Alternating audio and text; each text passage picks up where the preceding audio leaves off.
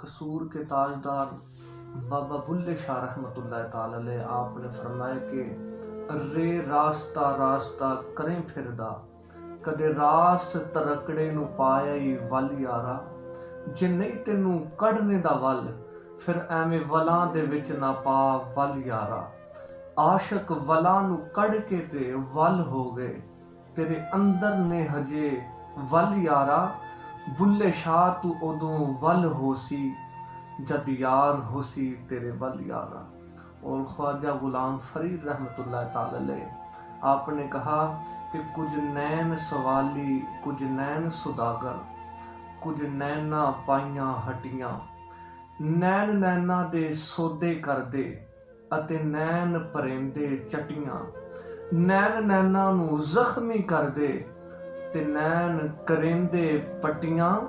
गुलाम फरीदा बस नैन लड़ जावन असां होर की करनियां खटियां।